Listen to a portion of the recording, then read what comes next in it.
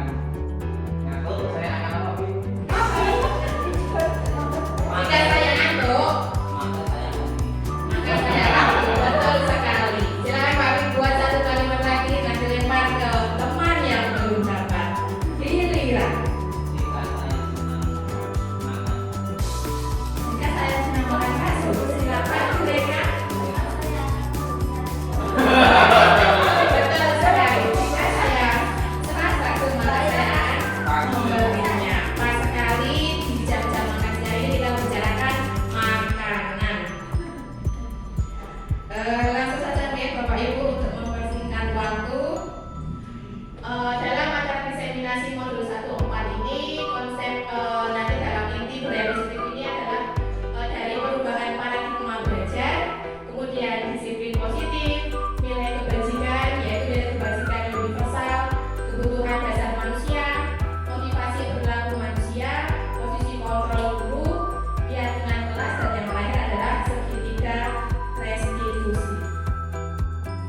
Sekarang dalam pembelajaran paradigma baru ini adalah pembelajaran dengan paradigma yang merupakan pembelajaran yang dirancang berdasarkan prinsip pembelajaran berdiferensiasi, sehingga peserta didik itu belajar sesuai dengan kebutuhan untuk mewujudkan pelajar profil Pancasila. Jadi dalam pembelajaran paradigma baru ini kita memberikan proses pembelajaran sesuai dengan kebutuhan murid, sesuai dengan analisa kebutuhan murid. Jangan sampai kita ini memberi pelajaran tanpa kita menganalisis kebutuhan apa yang diperlukan oleh murid tersebut. Kemudian untuk mewujudkan murid yang pelajar profil Pancasila itu, profil Pancasila itu sendiri seperti apa? Yang pertama adalah beriman, bertakwa kepada Tuhan Yang Maha Esa dan berakhlak mulia. Yang kedua, berkebinekaan global. Yang ketiga, bergotong royong atau kolaborasi. Yang keempat, kreatif. Yang kelima, pendalam kritis. Dan terakhir adalah mandiri. Kemudian kita sebagai guru ini pasti tugas kita pasti adalah mengontrol murid. Tetapi rupanya nggih Bapak Ibu, kita itu banyak terjadi miskonsepsi tentang teori kontrol itu sendiri apa nih. Yang pertama adalah ilusi guru mengontrol murid. Sama seperti Bapak Ibu semua, kita itu ada rasa kita itu bisa mengontrol murid. Tetapi apakah murid itu jika sudah melakukan atau melaksanakan apa yang kita perintah itu, apakah dia itu akan selalu menjalankan seperti yang selalu kita perintahkan? Itu belum tentu tidak akan semua murid itu selalu akan melakukan terus menerus. Kadang dia pasti lupa. Itu kita kembali juga dari kesadaran masing-masing setiap murid. Kemudian yang kedua adalah ilusi bahwa semua penguatan positif efektif bermanfaat. Jadi kalau ada anak yang berperilaku buruk itu, kadang kita memberi nasihat yang positif. Setelah kita beri nasihat, kadang anak itu satu saat itu dia bisa melakukannya. Tetapi kelanjutannya apakah anak itu juga akan terus menerus setelah kita nasihat satu kali itu, apakah akan melakukan apa yang kita perintah, itu juga belum tentu. Kembali juga dari kesadaran anak tersebut. Jadi kebanyakannya adalah teori kontrol ini kebanyakannya adalah motivasi dari luar. Kemudian yang ketiga adalah ilusi bahwa kritik dan membuat rasa bersalah mampu menguatkan karakter. Ini seperti yang saya selalu lakukan, rupanya ini salah Bapak Ibu. Kita ini jika ada anak yang melakukan atau mempunyai perilaku yang salah, kita itu pasti mengaitkan dengan orang tua atau mengaitkan dengan yang lain, dan yang anak itu membuat rasa bersalah. Kadang niat kita itu biar anak itu introspeksi diri, tetapi malah itu membuat anak itu dalam posisi yang negatif. Oh, aku ki jebulane kok elek. Oh, aku ki jebulane kok ora apik. Aku ki sering melakukan elek, aku ora ono apike. Jadi itu akan membuat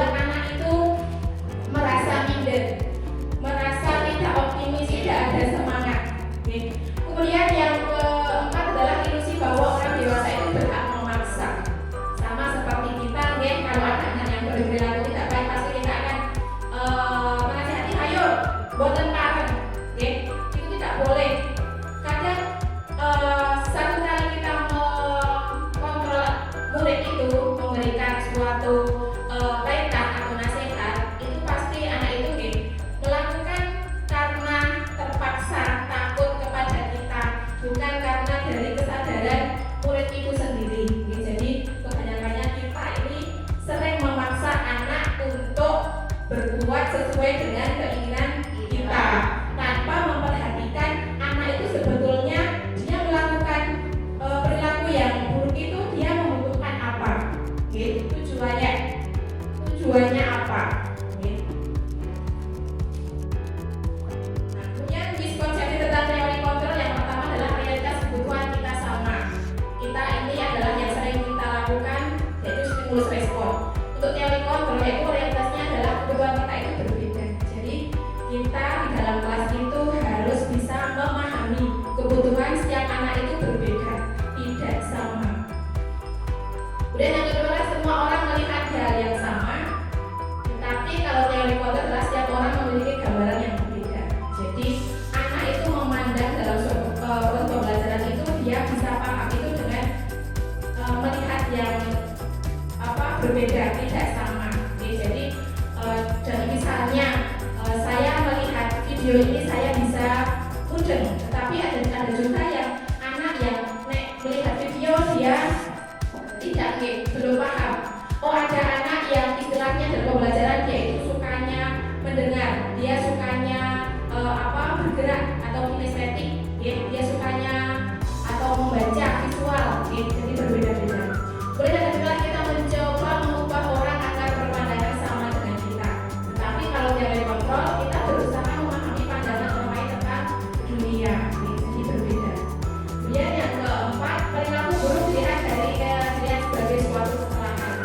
Kalau teori kontrol, semua perilaku itu memiliki tujuan. Jadi kadang kalau ada anak yang berbuat tidak baik itu pasti itu adalah salah, tanpa memperhatikan dia berperilaku buruk itu kenapa.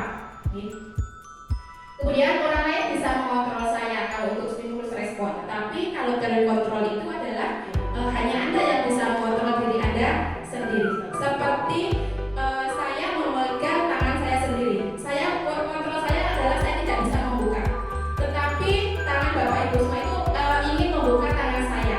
Berarti kontrol Bapak Ibu dengan saya sama tidak?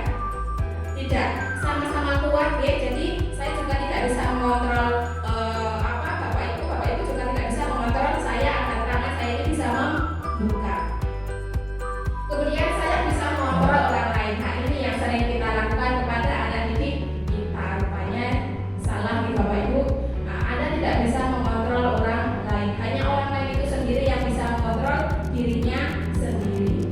Kemudian pemaksaan ada pada saat tujukan gagal. Nah, ini kalau ada anak yang berbuat tidak baik, pasti kita sering memberikan suatu tujukan rayuan, karena kalau tidak seperti itu pasti anak akan tambah besok berulang.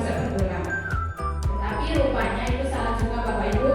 Untuk teori kontrol berarti kalau ada anak yang berperilaku buruk, berarti harus ada kolaborasi dan konsensus. Kolaborasi itu apa? Ada komunikasi antara kita dengan murid.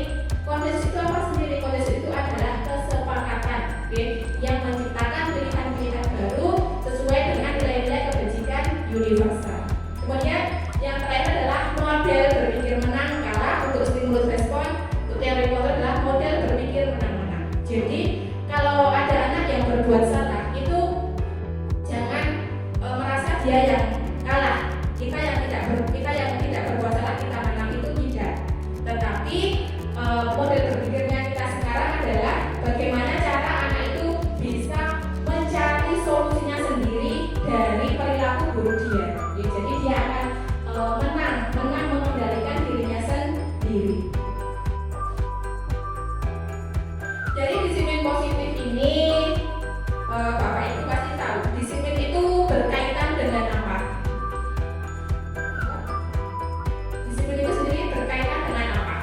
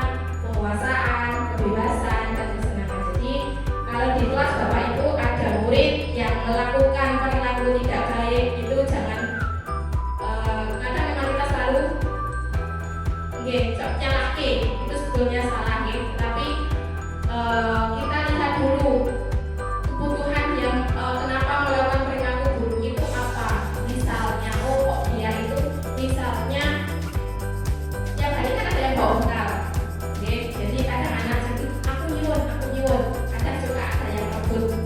Itu kenapa? Sebenarnya itu salah. Jadi kita harus tahu anak itu kok suka merebut makanan temannya itu kenapa. Rupanya itu berkaitan dengan kebutuhan dasar manusia yang pertama itu bertahan hidup. Mungkin dari kesehatan atau dari makanan pagi belum dibuatkan sarapan, atau istilahnya nggak diberi uang saku oleh orang tua. Itu juga berarti anak itu membutuhkan yaitu dari kebutuhan yang pertama. Kemudian yang kedua kan saya nggak terasa diterima. Jadi kadang kalau di dalam kelas itu kalau kita buat kelompok, jadi kelompok itu ada yang naik bestie, oke, tapi nggak bestie orang oke. Jadi kadang ada anak yang menyendiri dalam satu kelompok itu, kasihan. Berarti kan dia itu mempunyai rasa tidak dihargai di kelompok itu. Jadi kita kalau buat kelompok itu kita harus menanamkan jangan sampai kita itu ikut kemauannya anak. Kita buat kelompok itu mungkin secara acak. Jadi ada anak bisa berbaur dengan teman yang lain. Kemudian yang ketiga adalah penguasaan. Penguasaan sendiri itu apa? Yang mungkin harga diri. Kadang di kelas ada anak yang pengen saya bu, pasti itu ada. Atau dia pengen siapa yang mau memimpin berdoa, saya bu. Itu karena kebutuhan dia itu adalah penguasaan. Dia ingin memimpin, keinginan untuk dianggap bahwa dia itu bisa. Kemudian yang keempat adalah kebebasan.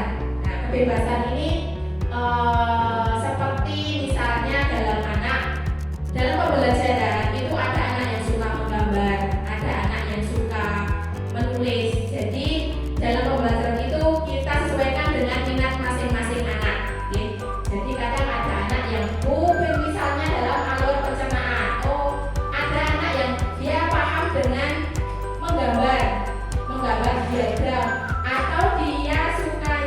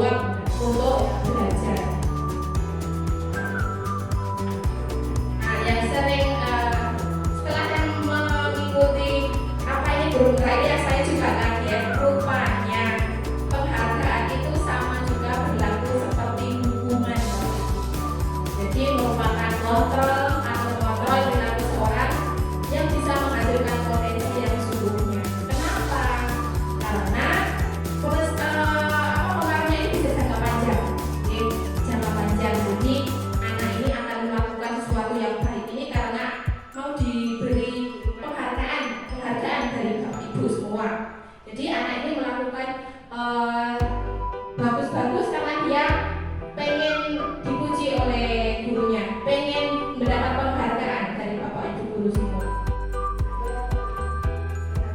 Jadi, sebetulnya penghargaan itu boleh, tapi tidak boleh lalu jangan sampai penghargaan itu akan mematikan kreativitas anak. Jadi anak itu tidak mandiri. Jadi anak itu dia mau belajar karena pengaruh orang lain. Dia belajar karena karena penghargaan itu, tanpa ada rasa mandiri, karena diberi imbalan. Jadi anak itu pengen berperilaku baik karena mau imbalan, karena ada istilahnya pamrih yang ingin diberikan oleh bapak ibu guru. Jadi ya penghargaan itu tidak harus selalu tiap kali kita diberi penghargaan itu sebenarnya salah nih.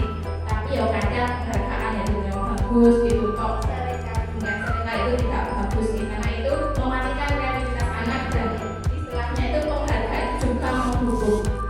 Kemudian penghargaan itu merusak hubungan. Kenapa bapak ibu? Karena misalnya dalam satu kelas, ada satu anak yang diberi istilahnya misalnya hadiah dari guru karena mungkin dia datang pagi atau dia membantu membersihkan kelas, atau menjawab pertanyaan. Itu sebetulnya malah membuat iri temannya.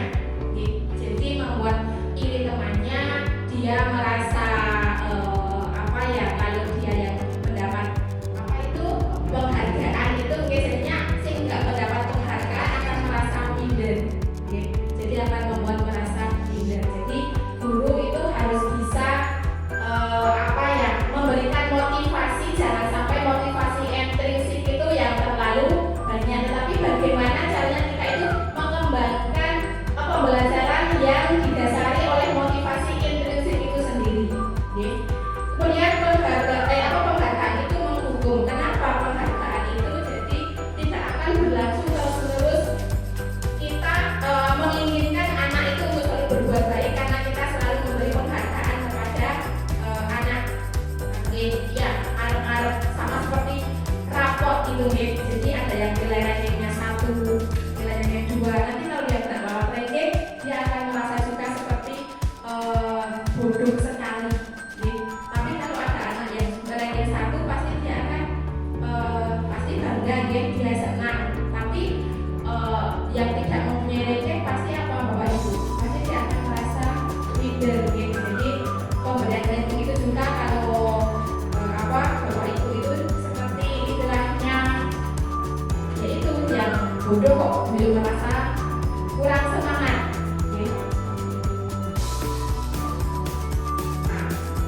Dalam pembelajaran ini, kenapa anak yang berperilaku buruk itu kita memberikan hukuman itu apa? Hukuman itu biasanya itu terjadi tidak terencana atau tiba-tiba. Ada anak yang telat, lari lapangan 3 kali, itu kan sebuah hukuman juga bapak ibu.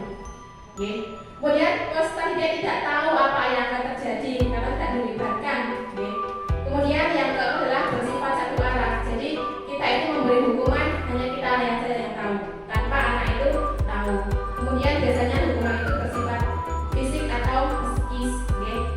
Kemudian yang kedua adalah konsekuensi. Konsekuensi ini adalah terencana, disepakati sesuai dengan aturan. Kemudian seperti murid tetap tidak nyaman, guru selalu memonitor murid. Sama seperti kita, kalau yang belajar, kalau di dalam kelas ngomong sendiri, nanti konsekuensinya apa? Konsekuensinya nanti berdiri di depan kelas.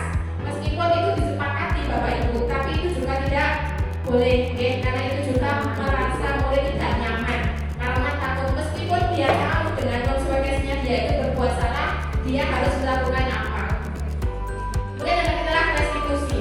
Restitusi sendiri itu adalah proses menciptakan kondisi bagi peserta didik untuk memperbaiki kesalahan. Jadi ada komunikasi antara bapak ibu dengan murid jika murid itu melakukan kesalahan. Jadi kemudian yang kedua, proses kolaboratif anak untuk bisa menyelesaikan masalahnya sendiri. Jadi kita ada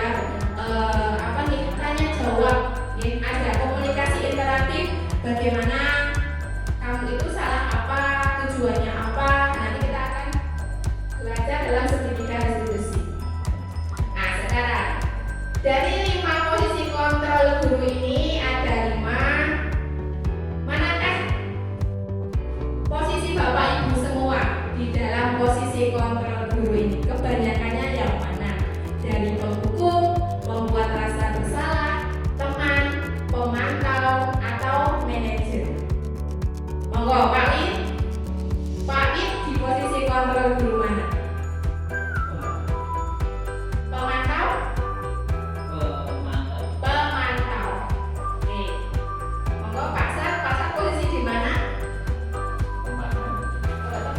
Iya.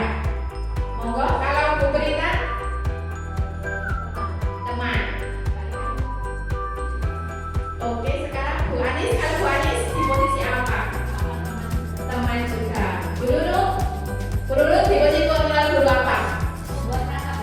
Pembuat rasa bersalah. Iya. Kalau Bu Lili pasti adalah manajer, dia adalah kepala sekolah. Ya Bapak Ibu, 5 posisi kontrol guru ini ada 5 ya, jadi penghukum, pembuat rasa bersalah, teman, pemantau, dan manajer. Nah, ini adalah posisi kontrol guru yang sudah dimiliki Bapak Ibu semua sebetulnya. Tetapi ada satu yang wajib istilahnya apa dari posisi 4 ini bisa ke posisi salah satu ini. Jangan sampai posisi yang sudah Bapak Ibu itu selalu di posisi itu terus. Jangan sampai di posisi kontrol yang sekarang ini jangan hanya di posisi itu saja. Contoh penerapan 5 posisi kontrol. Dalam kasus ini adalah siswa gaduh saat pembelajaran di kelas. Untuk posisi kontrol penghukum, pasti Bapak Ibu guru akan memberi hukuman berdiri di depan kelas selama 1 menit. Tetapi kalau kontrol kita sebagai pembuat rasa bersalah, pasti kita akan mengucapkan berapa kali Bapak Ibu harus memberitahu kalian.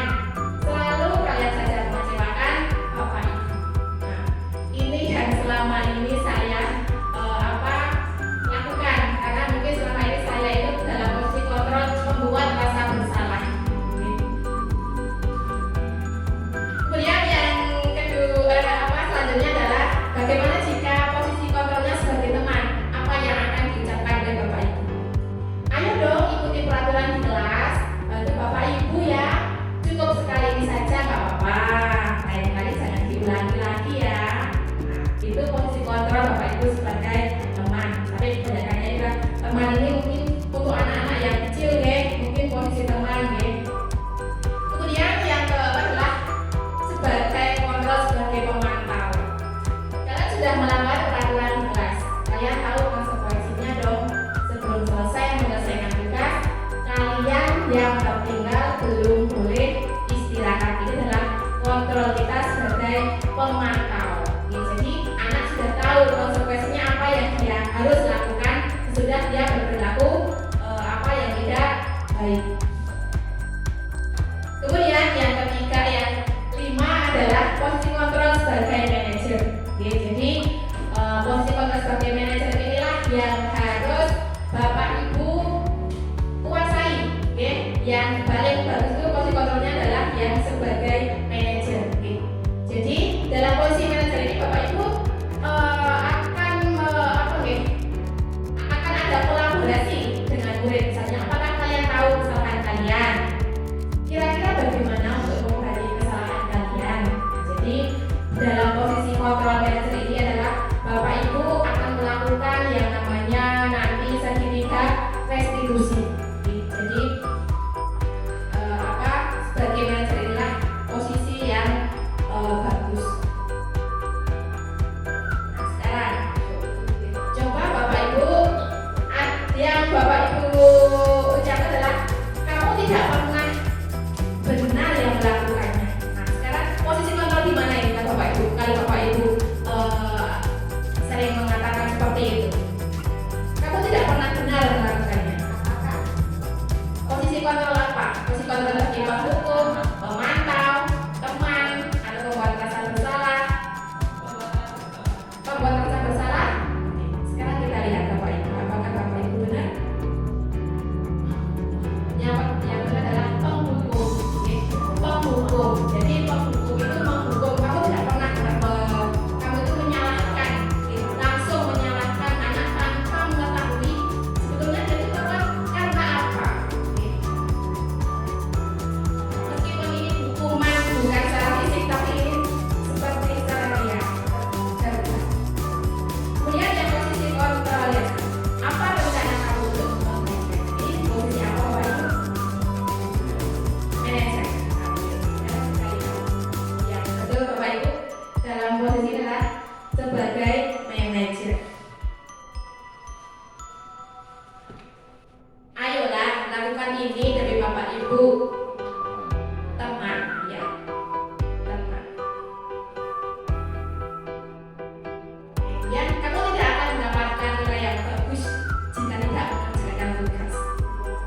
Ini sebagai apa? Pemantau atau apa?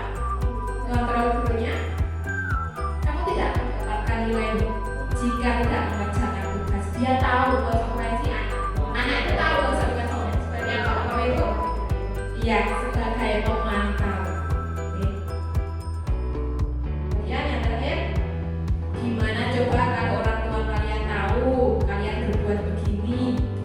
Kita dalam fungsi kuasa ya betul, membuat rasa bersalah. Oke. Oke, sekarang adalah keyakinan kelas. Kenapa keyakinan kelas Bapak Ibu bukan peraturan kelas? Adakah yang tahu?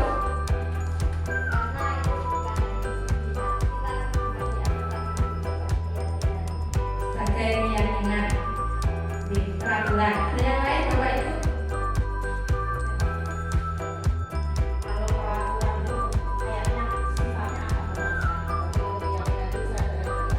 Ya, betul Bu Lili. Jadi kenapa keyakinan kelas? Karena keyakinan kelas itu adalah karena ada rasa kesepakatan antar semua warga kelas, oke, tanpa dipaksa. Jadi kalau peraturan itu orang membuat peraturan itu dalam satu arah, oke, Bapak Ibu. Jadi peraturan sekolah atau peraturan kelas. Jadi yang buat itu hanya satu arah. Tetapi kalau keyakinan kelas itu dua arah. Jadi ada kesepakatan antar murid dengan guru. Oke. Dalam pembentukan keyakinan kelas ini, yang pertama adalah bersifat abstrak. Oke. Kemudian yang kedua berupa pernyataan universal.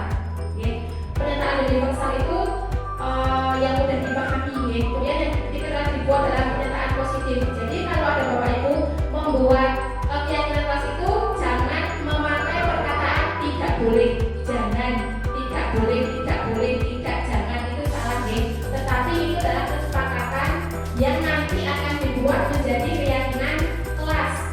Misalnya di situ ada kesepakatan tidak boleh menyontek. Berarti nanti kesepakatan itu keyakinan kelasnya apa Bapak Ibu? Keyakinan kelasnya itu yang mengarah ke nilai-nilai kebajikan.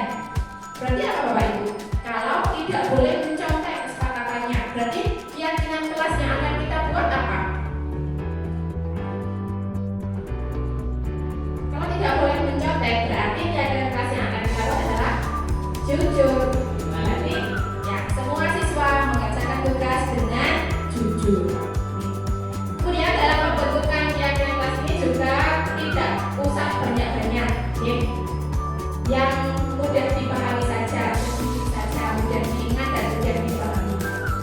Kemudian yang kelima adalah sesuai dengan kondisi lingkungan kelas dan sekolah. Jadi keyakinan kelas Bapak Ibu antara kelas 1 dengan kelas 5 pasti berbeda. Kelas 3 dengan kelas 6 juga pasti berbeda, sesuai dengan kondisi lingkungan kelas masing-masing. Kemudian semua warga kelas atau semua warga sekolah itu dilibatkan dalam pembuatan keyakinan kelas. Jadi pembuatan kelas itu dilakukan secara kolaborasi. Ada kesepakatan, ada komunikasi antara semua warga kelas, antar murid atau antar guru. Nah, sekarang yang terakhir adalah tentang segitiga restitusi. Nah, segitiga restitusi inilah yang selalu akan dilakukan oleh Bapak Ibu guru saat menjadi seorang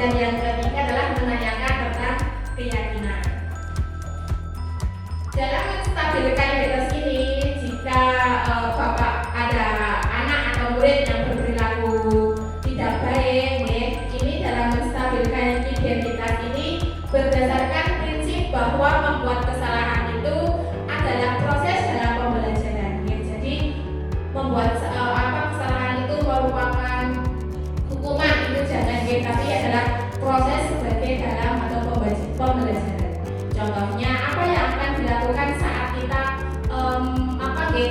melakukan tahapan segitiga referensi yang pertama ini jika menurut Bapak Ibu guru itu melakukan perbuatan yang tidak baik atau berperilaku buruk. Contohnya saja dalam komunikasi itu berbuat salah itu wajar, tidak ada manusia yang sempurna. Bapak Ibu juga pernah melakukan itu, Bapak Ibu tidak akan mencari siapa yang salah, tetapi Bapak Ibu akan mencari solusi dari permasalahan. Kemudian yang kedua adalah kamu berhak merasa begitu. Jadi jangan sampai kita itu pertama, oh kamu itu salah, kamu itu tidak baik. Itu jangan sampai. Tapi bagaimana cara kita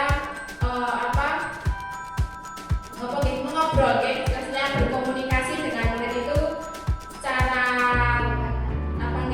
melalui pendekatan dengan perasaan tenang, jangan sampai jika anak salah itu kita juga tersulut emosi.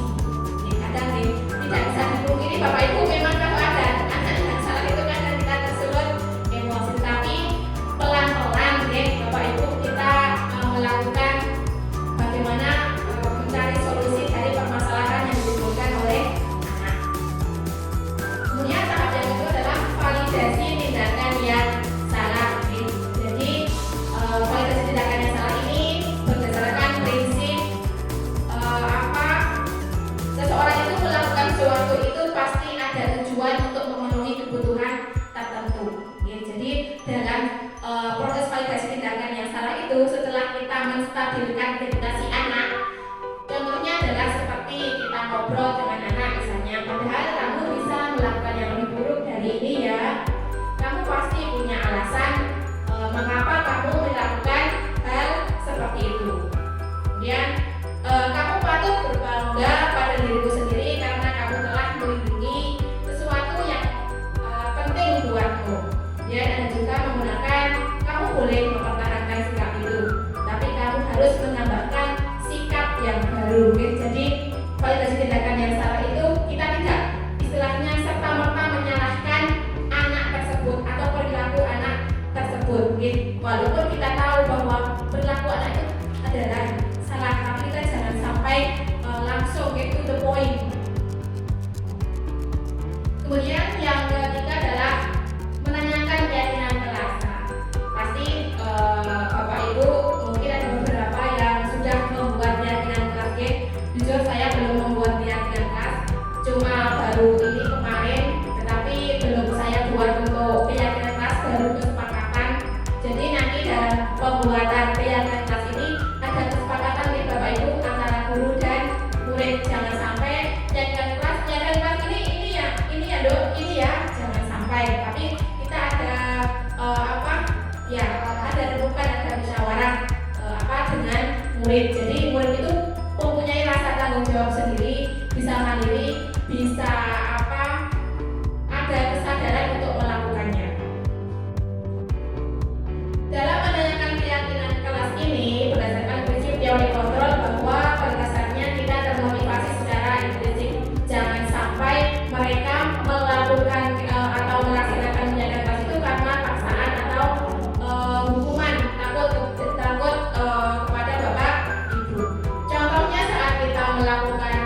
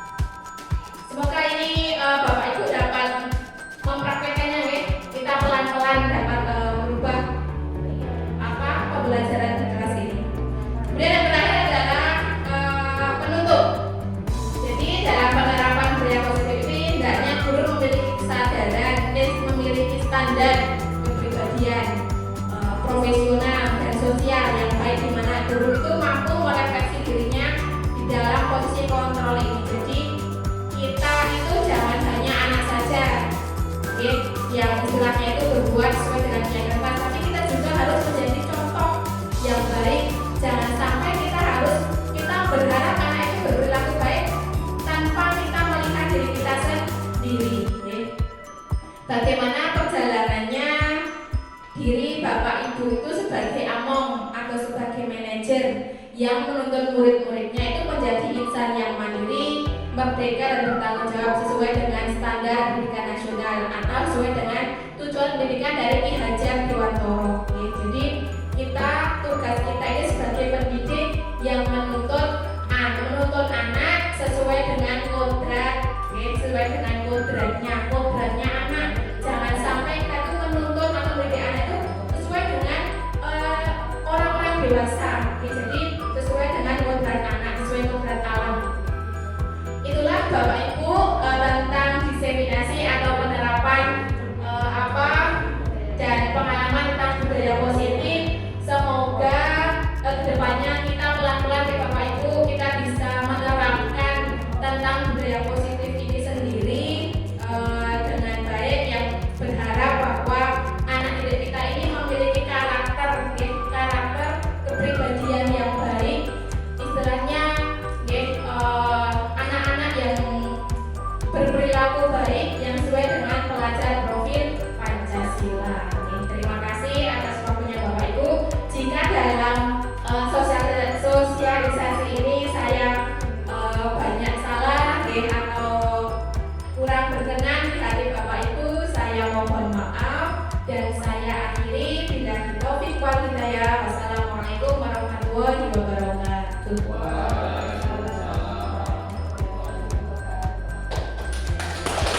Assalamualaikum warahmatullahi wabarakatuh. Saya mengucapkan terima kasih kepada Ibu Wasiah SPD atas materi diseminasi budaya positif di lingkungan sekolah. Dengan materi diseminasi budaya positif yang telah disampaikan oleh Ibu Wasiah SPD, saya menambah pengetahuan bagi saya bahwasanya budaya positif di sekolah itu penting dan sangat bermanfaat untuk kelangsungan kegiatan belajar mengajar bagi siswa-siswi di sekolah kita. Semoga dengan adanya diseminasi budaya positif yang telah disampaikan oleh Ibu Wasiah SPD menambah semangat kita dalam mendidik putra-putri bangsa Indonesia ini supaya menjadi pribadi yang berkarakter dan berakhlak mulia, tidak hanya pintar tetapi juga berakhlak mulia.